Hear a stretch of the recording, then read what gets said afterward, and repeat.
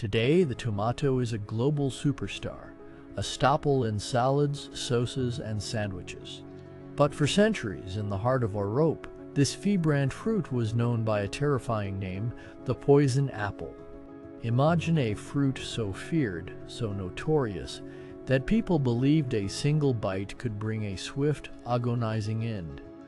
How did something so common become shrouded in such deadly mystery? And what was the true killer lurking in the shadows? Welcome to the Plan Stories. Today, we peel back the layers of history to uncover the strange journey of the tomato, from feared poison to global obsession. It's a tale of misunderstanding, class, and chemistry. Our story begins thousands of years ago, high in the Andes Mountains of South America. Wild tomatoes, small and often yellow or green, were cultivated by ancient civilizations like the Aztecs. When Spanish conquistadors arrived, they brought the tomato back to Europe in the 16th century. But it wasn't seen as food. Instead, its vibrant color and exotic appearance made it a garden curiosity, an ornamental plant. Europeans were wary.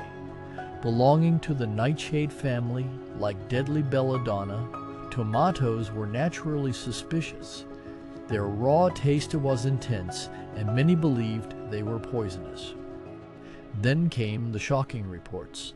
In the 7,000 across Europe, wealthy aristocrats began falling gravely ill, and sometimes dying shortly after consuming tomatoes. The poison apple legend took root.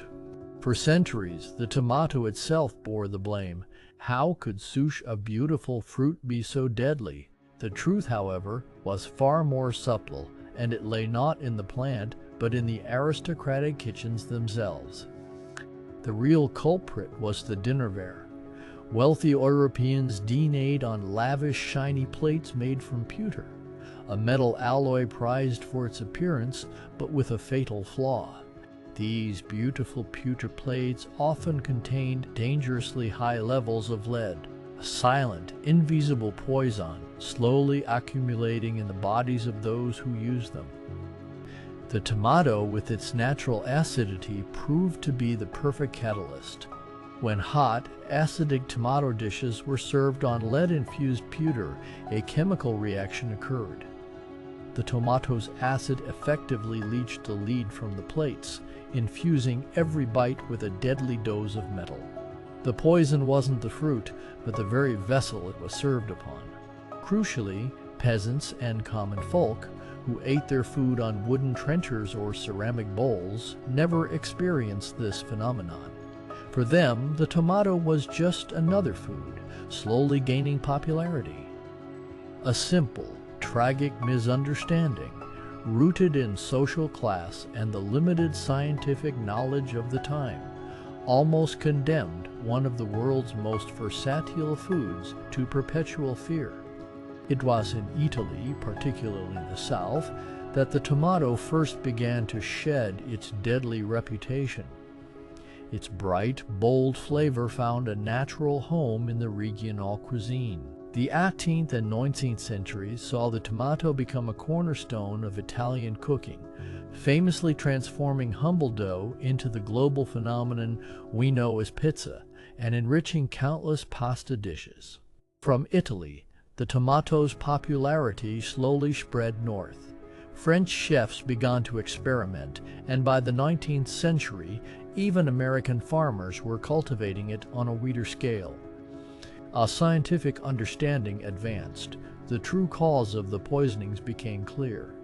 The link between lead and illness was established, finally exonerating the innocent tomato. From a feared botanical curiosity, the tomato transformed into a global obsession. Its versatility, nutritional value, and vibrant flavor have made it indispensable in cuisines worldwide. Today, thousands of varieties exist, from tiny cherry tomatoes to massive beefsteaks, each with its own unique taste and texture.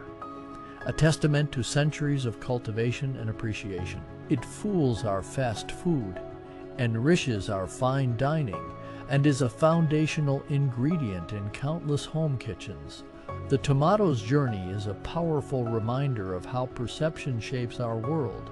From the Andean foothills to modern greenhouses, the dedication of farmers worldwide brings this once feared fruit to our tables, connecting us to a rich and sometimes surprising history.